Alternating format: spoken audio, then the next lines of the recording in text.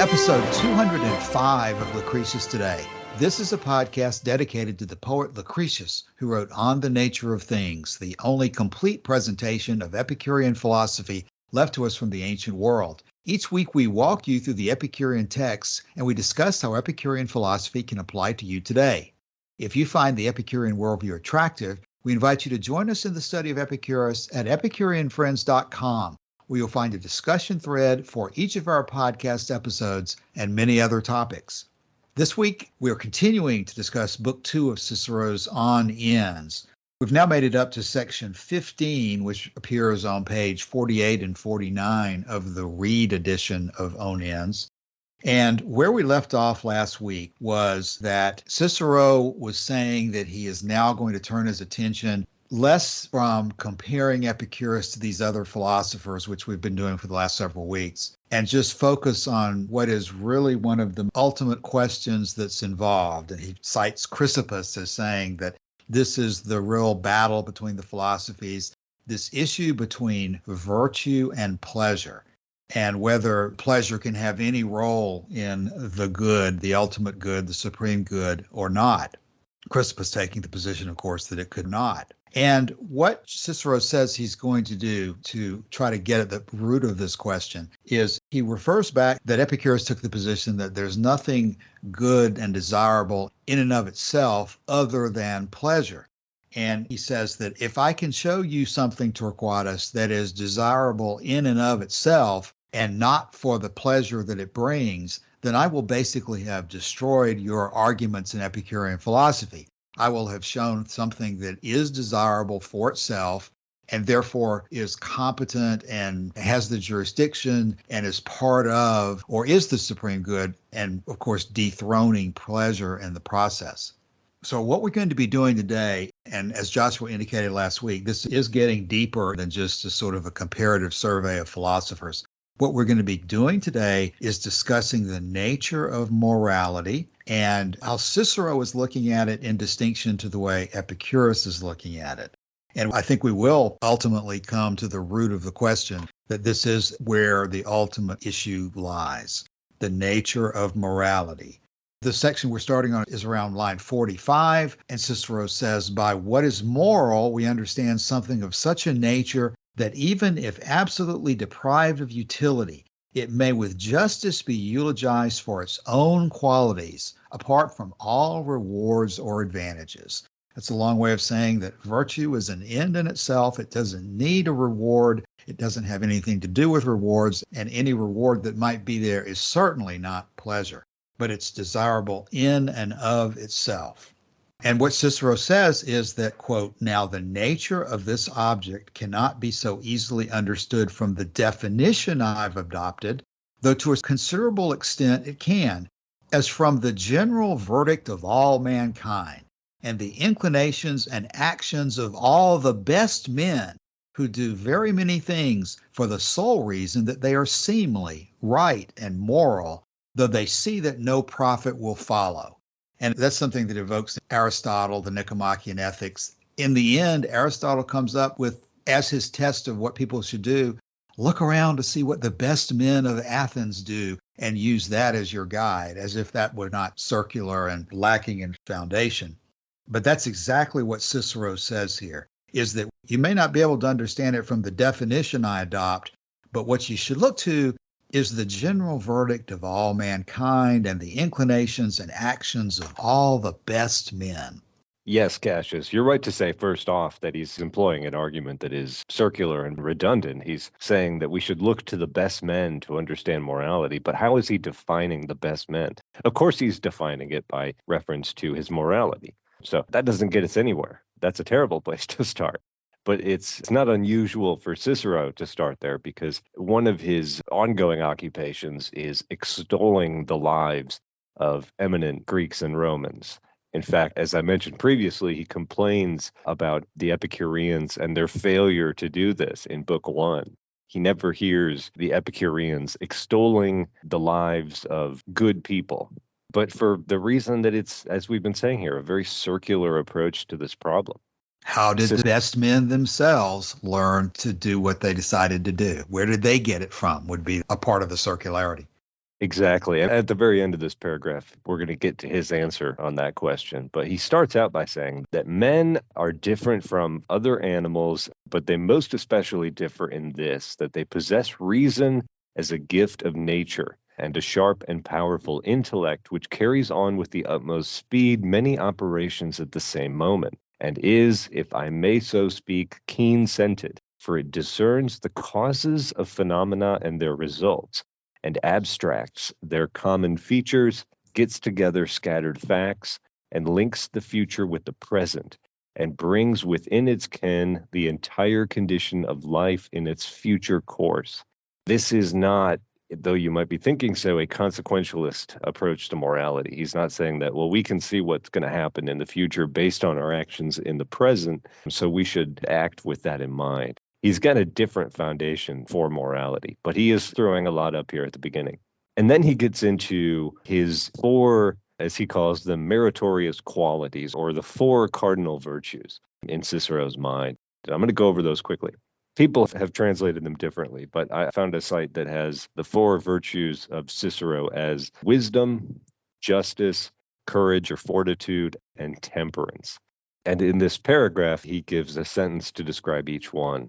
So the first virtue is described by this sentence. He says, "And this same reason has given man a yearning for his fellow men and an agreement with them based on nature and language and intercourse, so that starting from affection for those of his own household and his own kin, he gradually takes wider range and connects himself by fellowship, first with his countrymen, then with the whole human race. And as Plato wrote to Archytas, bears in mind that he was not born for himself alone, but for his fatherland and his kindred, so that only a slight part of his existence remains for himself." Wisdom as a virtue, or prudence, this is sometimes called, as a virtue, requires understanding your place in civilization and the duty that you owe to other people, to your family, to your country. So much so that when you take all of that into account in Cicero's view, there's very little left for yourself. Your life is lived in the service of other people. That's the first virtue. Before you go on, Joshua, I'll make the comment that there's a lot in there that Epicurus would agree with. These things that Cicero is talking about that reason does are important aspects of life. And Epicurus, as we know, endorses the use of reason, and so endorses the use of your mind. That's not the issue with Epicurus. It's not that he denounces wisdom and reason by any stretch of the imagination. He's simply questioning the foundation of whether reason alone will get you to the right end point. Yeah, and as we're going to see later, I'm going to quote from Lucretius in Book 5 when he talks about the development of man from a condition not unlike that of the lower orders of animals, until you get to a point where you have tribes and then towns and then kingdoms and civilization, and all that comes later. And Lucretius does talk about where this stuff comes from, as Cicero says here, a yearning for his fellow men and an agreement with them based on nature and language. Lucretius talks about all of that, but he has a different understanding of how that takes place. It doesn't come from God, in other words. That's what we're going to find in a little bit, is Cicero's foundation for all of this, that it is a law of God which we live in accordance with, and if we don't, we get horribly punished. Right. It reminds me of Torquatus in Book 1 talking about how people are beguiled by the glamour of the name of virtue. And as what you've read already in this first element for wisdom and what we'll continue to read throughout the rest of the day, Cicero's just throwing up these glorious terms, these wonderful things that everybody admits are desirable and wonderful in themselves. And it's almost as if he says he's appealing to the reason and to logic, but in the end, he's ultimately appealing to this emotional attachment that we do have for the good things that come from these virtues that he's talking about. Again, Epicurus does not denounce the virtues. He simply makes the point that the virtues are tools for happy living. And that's something we'll say over and over. They're just not ends in themselves. And Cicero's attempting to evoke this emotional framework of, yes, the glory of wisdom and reason is so great, we must bow down to reason itself. But that's not the foundation. That's not the logical starting point or the end point. The starting point and the end point, as Epicurus says, is pleasure. the feeling of pleasure that puts us on this course in the first place, and that is the reason we pursue the course. That's a very important thing to say. Cicero here is at the end of his career as a lawyer, as a statesman, as a person who engages with crowds in a way to get them to do what he wants them to do. If you read some of his orations in the court, either defense orations or prosecutions, what you get an appreciation for is that Cicero knows how to get people feeling the emotions he wants them to feel. And you're right to point out that in this whole long paragraph here, there is a very lofty tone, right? A very high-minded understanding of morality expressed in such a way that people will sort of instantly fall over themselves to agree with him. It's very effective. This kind of an argument, if expressed in the dry, monotone, computer-like voice of a Mr. Spock, probably would not have the same effect. But you get a lawyer, statesman, brilliant orator like Cicero, and getting emotion in his voice as he's saying all these things. It's the emotion in his voice, the emotion of the argument that carries the persuasiveness of it, which is sort of contradictory to everything he's saying. It's not the logic of the argument, it's the emotional pull of it that ends up being persuasive. Exactly, yeah. Who doesn't want to do the best he can for his family or for his country or whatever? Everybody has the desire, I think, to act on their understanding of justice or morality. I shouldn't say everybody, because some people are just wired differently. But yeah, he is very good at rallying the crowd to get on his side, which is interesting because the next virtue is justice or truthfulness. Cicero writes, "And seeing that nature again has implanted in man a passion for gazing upon the truth, as is seen very clearly when, being free from anxieties, we long to know even what takes place in the sky, so led on by these instincts, we love all forms of truth. I mean things trustworthy, candid, and consistent, while we hate things unsound, insincere, and deceptive, for instance, cheating, perjury, spite, and injustice."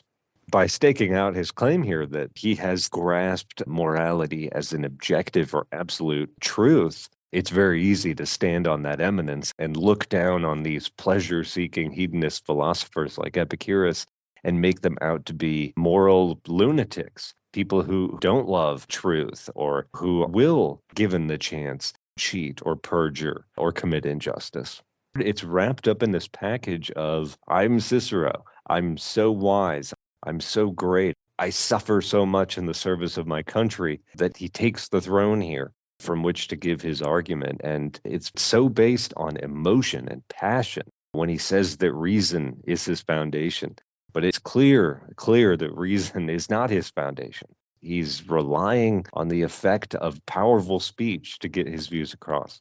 Joshua, each step along the way, I think I'm going to end up saying much the same thing, but it's important to say, and it begins to irritate me as I listen to this current one as well, as if the Epicureans were not interested in looking up at the sky and wanting to know what takes place, and as if the Epicureans don't themselves love all forms of truth and don't value things that are trustworthy, candid, and consistent, and as if the Epicureans don't hate insincere and deceptive and cheating and spiteful and unjust people.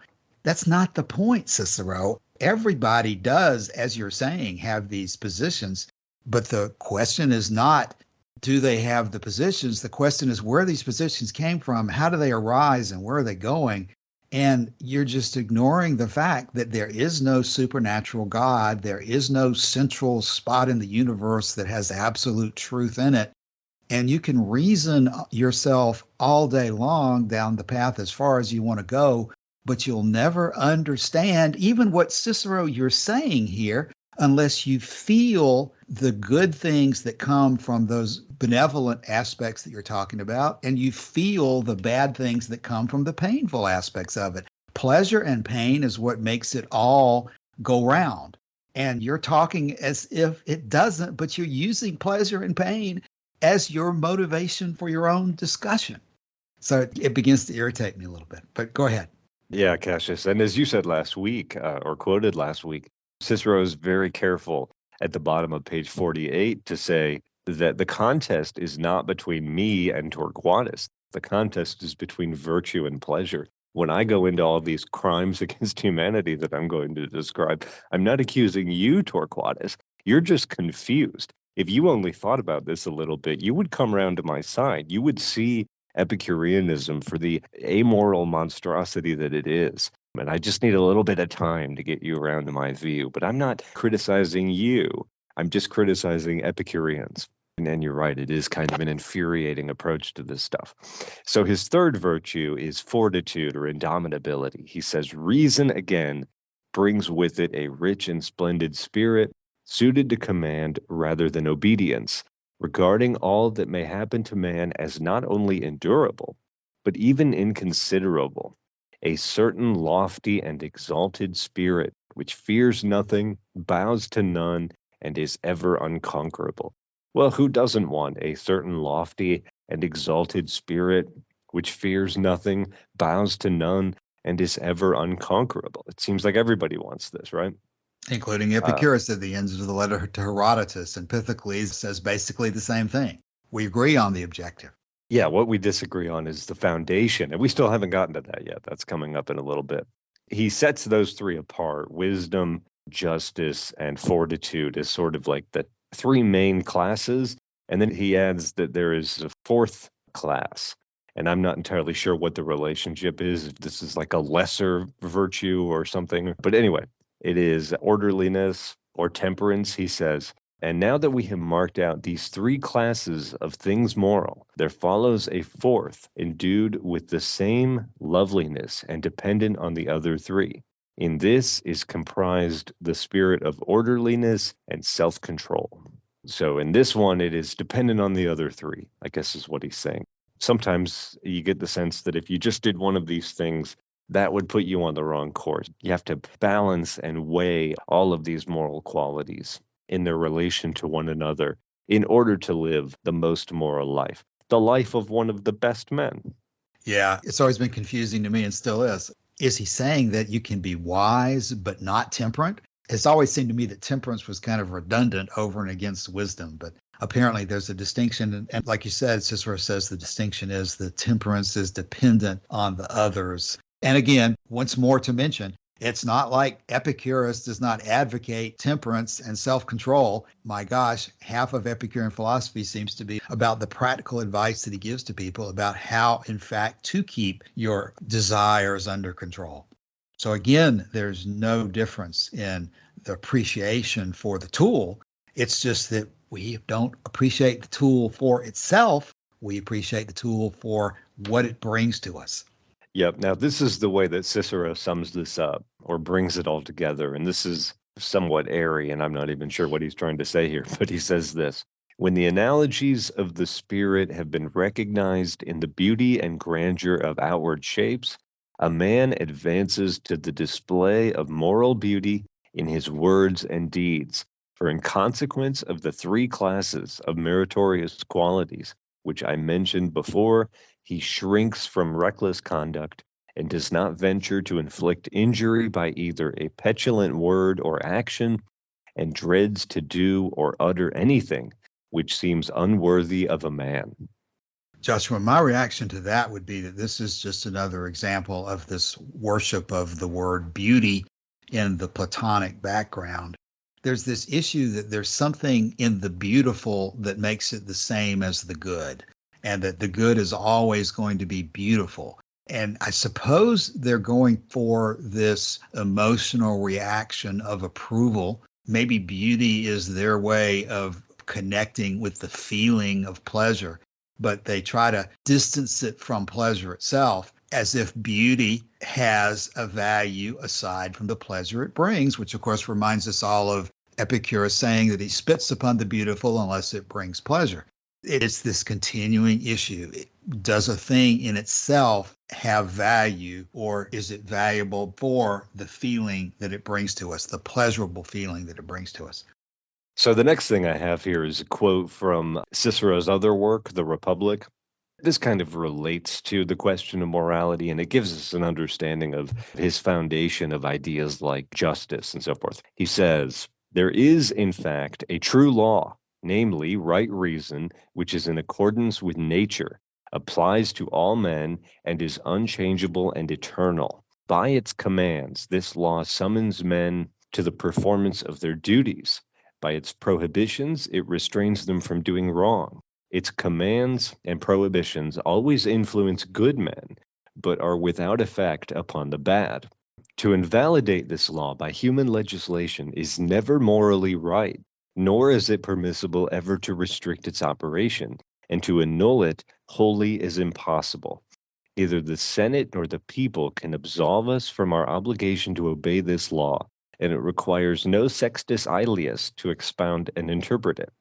It will not lay down one rule at Rome and another at Athens, nor will it be one rule today and another tomorrow, but there will be one law, eternal and unchangeable, binding at all times upon all peoples, and there will be, as it were, one common master and ruler of men, namely God, who is the author of this law, its interpreter, and its sponsor. The man who will not obey it will abandon his better self, and in denying the true nature of a man, will thereby suffer the severest of penalties, though he has escaped all the other consequences which men call punishments. This is talking here about justice, and one thing I particularly hate, natural law, as it relates to Christianity, which was adopted more or less wholesale from Cicero here. But it's very clear that he takes as his foundation of all of these objects. His foundation is there is a God. This is just what we were talking about in the past 2 weeks. What was man put here for? And there are a host of problems with this approach. But this is what Cicero is saying. There is a God, that this God has authored a law, that this law is unchanging, eternal. It is incumbent on man at all times and in all places to follow this law. And anyone who fails to follow this law will be punished by this God. I'm very glad you brought this quotation up here. I first came into contact with this one 40 some years ago, and I've seen it reported in a number of legal decisions in the United States in the last decades. And I remember strongly at that time when I came across it, I was firmly in the Ciceronian camp, admiring the things about Cicero that I was reading and his attempts to save the Republic and so forth. And I thought that this was one of the best statements I had read of what would clearly be the appropriate understanding of the law and understanding of justice in general. But it also set me on the path that eventually led me to where I am today in studying Epicurus and taking the absolutely opposite position. It's a good reminder that you have to be flexible and willing to revise your opinions when things change. But this encapsulates the heart of the issue of justice and the heart of the issue of much of the difference between Epicurean philosophy and all the other Greek schools. I'm sure that some would say that this is mostly Stoic or mostly academic, Platonic, and that many of the other Greek philosophers didn't really go along with all of this. But I would suggest that this attitude of there being one true law consistent with reason and nature that comes from God and that we can't escape, it's absolutely what's been adopted in monotheistic Judeo-Christianity, and it permeates the world, and it's where a lot of things stand and fall. And if you accept that there is an absolute supreme being who emanates this kind of law out into the world, then this is where you're going to end up with Cicero's Republic, Book 2, line 22, as you've just read. But if you end up questioning that there is such a source of right and wrong, all of it falls away. And you end up seeing that Epicurus's perspective is where everything does, in fact, follow from nature, as opposed to this fictional form of nature that Cicero is talking about. I don't have much I can add to the way you've described it, because I think you did a great job of explaining what it means. But I've always thought that this is one of the best citations that you can come up with to show this authoritarian position that there's a divine order of things. And if you believe there's a divine order of things, this is where you end up. If you don't believe there's a divine order of things, Epicurus shows the way to a productive life of happiness. Yeah, and we're still going to get into Lucretius here in a minute, but I do want to quote Paul's epistle to the Romans. He says, "For when the Gentiles, which have not the law," in other words, they don't have the Hebrew Testament, they don't have the life of Christ to guide them. Many of these people predated Christ. He says, "When the Gentiles, which have not the law, do by nature the things contained in the law, These, having not the law, are a law unto themselves, which show the work of the law written in their hearts, their conscience also bearing witness, and their thoughts the meanwhile accusing or else excusing one another.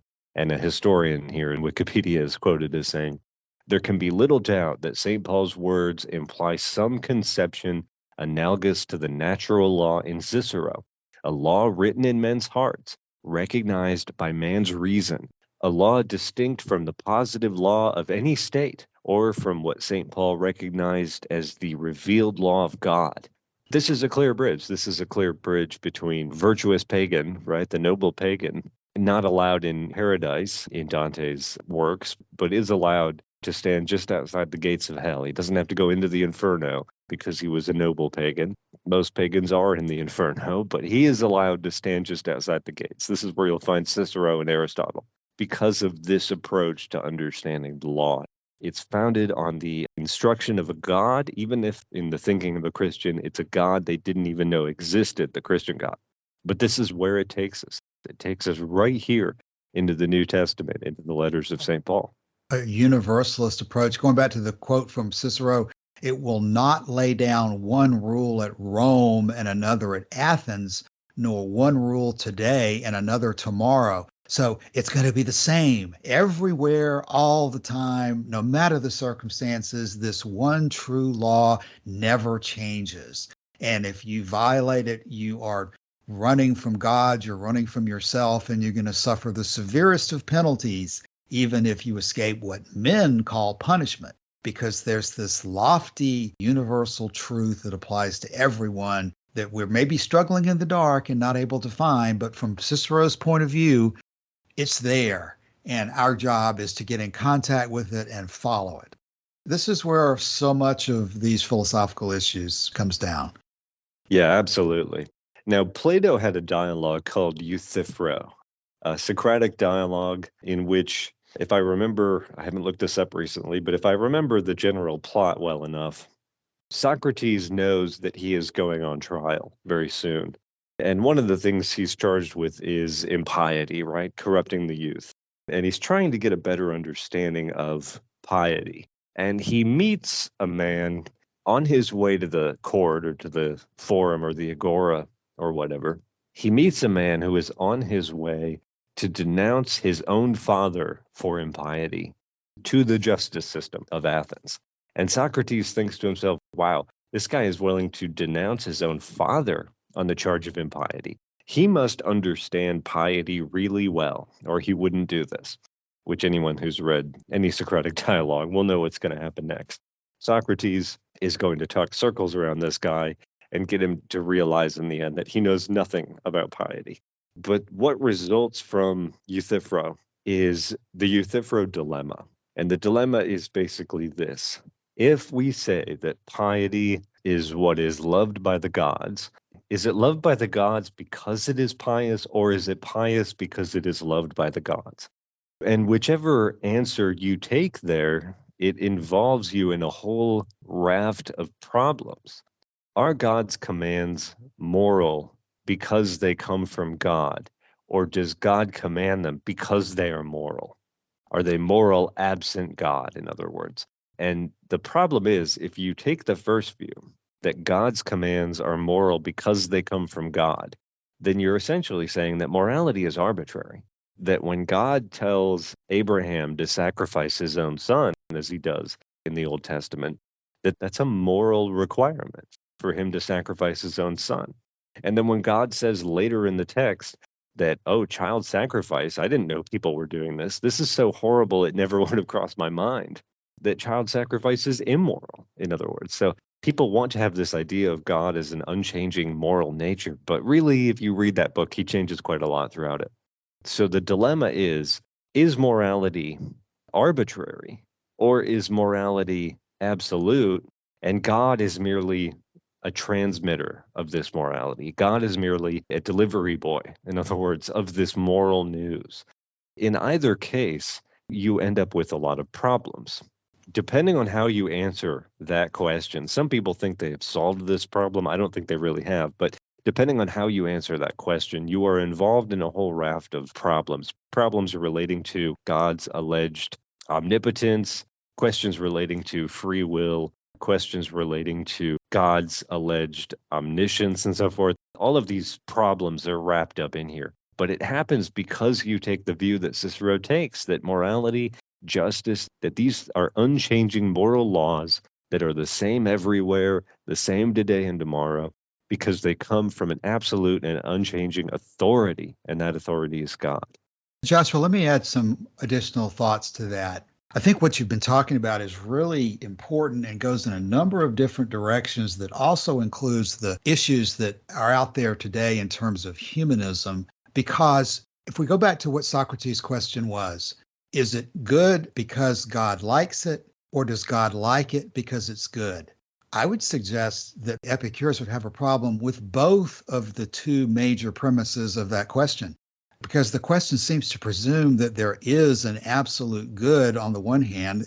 At least that's what people are talking about. When they think about what good means, they're thinking good has some absolute meaning to it. And of course, when we talk about God, they're talking about some supreme omnipotent being that controls everything and knows everything and creates everything. Both of those premises are things that are rejected in Epicurean philosophy. There is no supreme God who's creating and deciding things for the rest of the universe, and there is no absolute good. As you say, when you think there is an absolute good, it creates problems with your theology of God, but it also creates problems just in practical living, that there is not a way like the humanists would wish to do of finding an absolute good without God. One of their themes in some of their websites is good without God. And certainly Epicurus could define good in a way when you talk about pleasure. But if you stick with this idea that there's an absolute good, but you try to just disjoin it away from God, you're still going to have all sorts of problems that Epicurus, I think, would say were caused by your inaccurate understanding of what good really is. Because in Epicurean philosophy, there's nothing good except pleasure. There's nothing bad except pain. And they are good and bad because of the feelings that nature has given to us and not for any other reason. So the additional twist I wanted to add there was that we're hitting hard today on this issue that morality doesn't come from God. But I think it's easy for us to focus on it doesn't come from God without realizing that the other side of the equation is also important, that there is no single law at Rome and at Athens that is the same today and tomorrow. You can look as long as you like for a foundation for that, but ultimately, and when you check into Epicurus' views on justice in the last 10 principal doctrines, it's always based on the circumstances on the ground and the people involved at the particular time. What's good and bad derives from pleasure and pain, and it does not derive from any kind of absolute foundation, including reason, logic, or other speculation built on human reasoning. As Torquatus told us, Epicurus said, nature gives us nothing other than pleasure and pain to determine what to choose and what to avoid. So therefore, that's the foundation, which we keep coming back to. This absolute rule that Cicero is talking about just doesn't exist. Right, Cassius. And when you enter the Lucretian universe, it's very clear that you are entering a world in which this absolute morality does not exist. This divinely ordained morality does not exist. And if I quote here from Lucretius, this is book 5, he's got this extensive treatment of the early history of mankind, how mankind learned to control fire, how he learned to build himself huts, how he learned to wrap animal skins around himself to keep himself warm.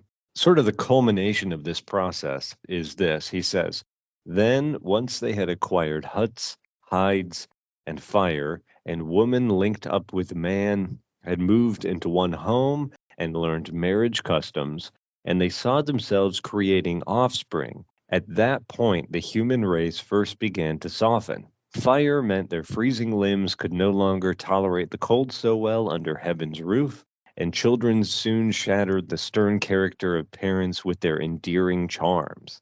And then neighbors began to join in mutual agreements, seeking not to harm each other or to be harmed. And they entrusted children and the race of women to the care of all. pointing out with vocal sounds, gestures, and broken words that it was right for all to have pity on the weak. And though they could not create universal harmony, nonetheless, large numbers would faithfully keep their word, or else the human race would, even then, have been entirely killed off, and breeding could not have kept up their generations to this very day. You know, in the beginning of book 1, Lucretius has this invocation to Venus, right? When he's talking about go to Mars and quell the endless thirst for war in this country because I can't do what I'm doing without peace. And then he says that Venus is the sole governor of all things with this sort of erotic energy. She causes the changes in nature and new species to come up and animals and plants and everything to propagate after its kind. But what Lucretius here is saying is that if mankind had not come together to form covenants out of mutual agreement, if mankind had not agreed on some basic level not to harm or to be harmed, then mankind could not have even gotten as far as Lucretius. Whether that's true or not is an interesting question, but it's very clear here what is at the root of what Lucretius is saying, that morality does not come from on high. Morality is not absolute or objective. Morality develops out of the agreements that we make among ourselves. I've quoted recently Mr. Galloway from the Continental Congress in the American Revolution, who said, I have looked for our rights in the laws of nature and could find them only in the bonds of political society. I have looked for our rights in the Constitution of the English government and I have found them there, right? There is no absolute moral, natural basis to this idea of rights. You only have rights so long as rights are protected. And you have to look to the agreements that we make with each other for this source of justice and for our understanding of morality. You have to look to how that relates to pleasure. You have to look to how that relates to avoiding pain. That's this issue of I don't want to harm or to be harmed. So when you get down, as you say, Cassius, to ground level and see how these things work out in practice, you know, we can point to what we would call moral behavior in other species of animals. And we've talked about capuchin monkeys and chimpanzees and so forth in the various experiments that have been done. But it's decisions that are made among individuals in groups that determines what their sense of justice is. It is not an absolute law that is written on man's heart. It is not an absolute moral principle detectable in the universe. I quoted Charles Darwin recently, who seemed to think that when you really look at nature and you see, as Alfred Tennyson said, that nature is red in tooth and claw, nature is barbaric. It's impossible to look to nature and emerge with an understanding of absolute objective morality from that quarter. It does not exist there. It's far too brutal an existence for that. I think you're doing a great job explaining the defects in what Cicero is talking about here, Joshua. I can come up with an analogy to add on to it this way. Cicero's just loading on more and more of this glorious wording as if we were talking about a salesman. It's like a salesman giving a spiel on something is really what's going on here. The violin salesman walks up to you and he shows you this violin and he starts talking about, look at the fine wood grain of the violin. Look at the way the strings are tight. Look at the beautiful finish, the roundness of the hole in the middle, the beautiful black winding keys for the strings. Look at all the detail. Look over here, look over there, look around the back, look at the bottom, look at the top, look at the sides. Isn't it so beautiful, beautiful, beautiful? And he works up your enthusiasm for the violin. But in the end, a violin is valuable because it brings pleasure in hearing it played. Did it not bring pleasure? All of the rest of the detail involved in putting the violin together would be of no account and would be of no use to you whatsoever. It's this technique, and I'll have to pursue further the idea of how salesmen do these things, but it's the bling, the gloss of glamour that a salesman is putting on that is what's so attractive in the way Cicero presents it and is why he's so successful. But in the end, it is the pleasure that it brings, which is the ultimate reason for wanting anything. So we always keep coming back to that. And yet it's fascinating almost to see how effective this kind of an argument can be. and why Diogenes of Oinoander ends up having to say on his inscription that he's going to shout to all Greeks and non-Greeks that virtue is not the end in itself. It is pleasure that's the end. It's really interesting how arguments can be presented in a deceptive way, and I think that's what Cicero's doing here.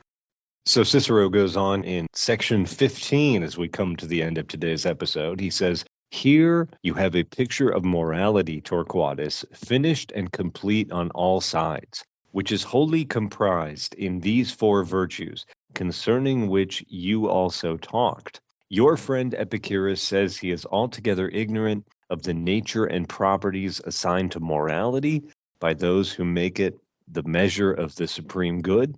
For if he says they judge all things by the standard of morality and declare that in morality pleasure has no part, they raise a clamor of empty sound." These are the very words he uses, "without understanding or seeing what meaning must needs be put on this term morality. For according to the language of custom, those qualities alone are called moral, which are vaunted by the talk of the people. And these qualities," he says, "although they are often sweeter than certain of the pleasures, are still desired for the sake of pleasure. Do you not see how extensive is this disagreement?" Cicero is given a bit of Epicurus's opinion here, and he says, "Do you not see, Torquatus, how utterly divergent his view of morality is from my view of God-ordained natural law that is the same in all places and in all times? Epicurus is saying he doesn't even understand morality absent an understanding of its effect or relation to pleasure. What are you going to do, Torquatus? Are you still going to stand by this man, even though he professes that he does not understand morality or justice without reference to his own pleasure?" And of course, we don't have Torquatus's answer here. Maybe it will come later on, but this is the test that Cicero sets up. He said at the beginning of this part that we're talking about today that if he can establish one absolute moral truth, one thing that is moral and is desirable in and of itself and not by reference to any other thing, then all of Epicureanism will be in shambles. It will have collapsed in on itself. And so this is his test here of Epicurean philosophy. Yeah, and Joshua, I'm fascinated by one of the sentences that you read. Cicero says, "For if he," meaning Epicurus, "for if he says they judge all things by the standard of morality and declare that in morality pleasure has no part, they raise a clamor of empty sound." Those are the very words he uses. I find that very interesting. And I think we do have either Torquatus himself or maybe there's other texts that say that. But that's basically the accusation that Epicurus makes against the Stoics and the Platonists and all the rest, that to praise morality just for its own sake is a clamor of empty sound, and that people who do that do not understand or see what meaning needs to be put on the term morality. As you said, you couldn't get much more extensive a disagreement than that. But it's really important to hit that home that Epicurus considers argument based on absolute morality to be a clamor of empty sound, as if it says nothing at all. Yeah, it's a lot of hot air from the distinguished gentleman from Tusculum or wherever Cicero is from. It has no basis in reality. That people are just talking. This very high-minded type of speech that Cicero employs to get people around to his own view is just noise. Because in the end, it doesn't explain why you're doing what you're doing. Cicero then says, "A famous philosopher by whom not only Greece and Italy, but even all foreign nations have been thrown into excitement, declares that he does not understand what morality means if it does not lie in pleasure, unless perhaps it be some qualities extolled by the babble of the crowd." And then Cicero goes on to say that he does not only not hold such qualities to be moral, he actually holds them many times to be immoral. So again, looking at what Cicero says there when he says, quote, "Do you not see how extensive is this disagreement?" That's one thing I think we can agree with Cicero on as we begin to think about closing today's episode, is that this is an extremely extensive disagreement. And we can agree with Chrysippus as well, that this goes to the heart of the difference between these philosophies. You're going to accept Epicurus and follow his advice and his understandings if you take the position that there is no central, absolute divine authority promulgating this virtue that Cicero keeps talking about, or you're going to go with Cicero if you do. So we'll begin to close today's episode on this question where we're all agreeing that there's an extensive disagreement involved here. And rather than go further, we'll see if we have any closing comments from anyone. So, Martin, any closing comments for today? I have nothing today. Thanks. Okay, thank you, Martin. Calasini, any thoughts on the subjects from today? Regarding the stance of Cicero compared to Epicurus, it's really tracing it down to the basic foundations of each of their worldviews, that they're really very different, and it's almost going to be impossible for Cicero to understand Epicurus because his worldview is just so different. And if you had Epicurus and Cicero and some kind of mediator between them trying to get each of them to really see things the same way, it would just be impossible because they're not going to ever agree between the two of them. Yeah, that's a great point.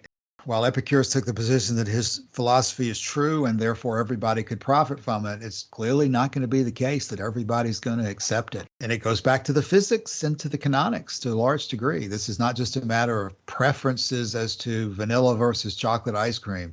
It comes back to these deeper questions of the nature of the universe and the nature of knowledge and how you arrive at conclusions of any kind. So it's a great example of the necessity of seeing Epicurean philosophy as a coherent whole and not just an ethics-only viewpoint.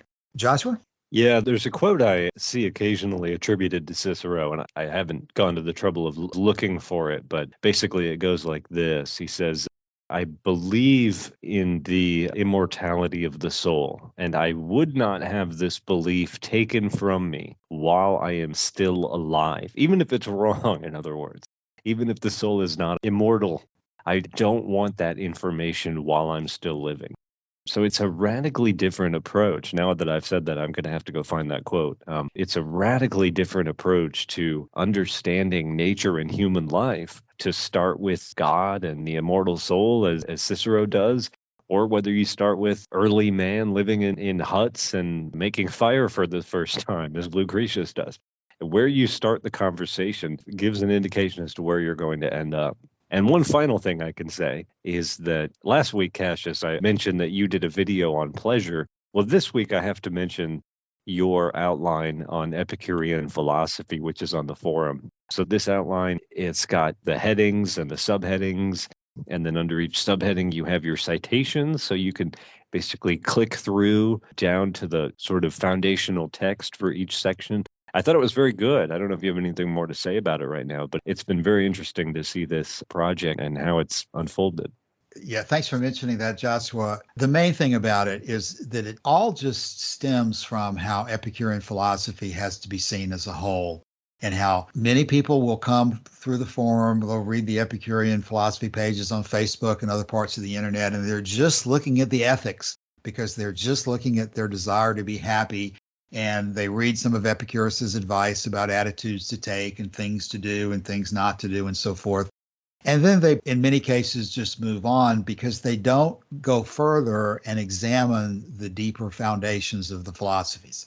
Using an outline form is exactly what Epicurus recommends in the letter to Herodotus, that you don't always need the details, but you do need the main headings of the philosophy. And ethics is only one of the three main headings. Even if you start putting the major aspects of ethics in a list of subheadings, you've got major aspects of the physics and the canonics that feed directly into these questions that Cicero has been dealing with today. You cannot have Epicurean physics and Epicurean canonics and arrive at the conclusions that Cicero has reached here, because these positions about there being absolute laws and absolute morality that applies no matter where you are, no matter who you are, no matter when you are, you'll just never even begin to consider anything like that if you understand the basics of Epicurean physics and Epicurean theories of knowledge. And as Calasini said very well, and a very important point, you can put all the mediators in the world in a room with these divergent positions, and you're never going to come to an agreement because they start with such fundamentally different principles that one of the two sides is going to have to change its fundamental principles for there to be any ultimate agreement. That's one of the things over the years we've talked about so many times, that people who come from Stoicism and start looking at Epicurus because they know that Seneca or Marcus Aurelius talks about Epicurus, they say, here are some good things with Epicurus. And of course, I'll add them to the many good things I've already got from Epictetus and Marcus Aurelius and so forth. And to be charitable, it's an effort that's very difficult to do and come out with a coherent result because the foundations are inconsistent. You've got to decide where you stand on these foundation issues before you go further. That's what the outline and everything we do at EpicureanFriends.com is really geared towards helping, is to make sure that people understand where these issues come from and the reasoning behind the conclusions. And we can help people sort through whether they're going to want to agree with these conclusions or not. And we try to always do that. I think Epicureans throughout history are noted for being friendly and upbeat and in good humor and so forth. And that's the way we attack these issues. It's good to be able to discuss these things intelligently with people of good faith, and that's what we try to do. Okay, with that, we'll close for this week. We'll come back next week. In the meantime, join us at the forum, and we'll talk about this and anything else you'd like to talk about regarding Epicurus. Thanks for your time today. We'll see you next week. Bye.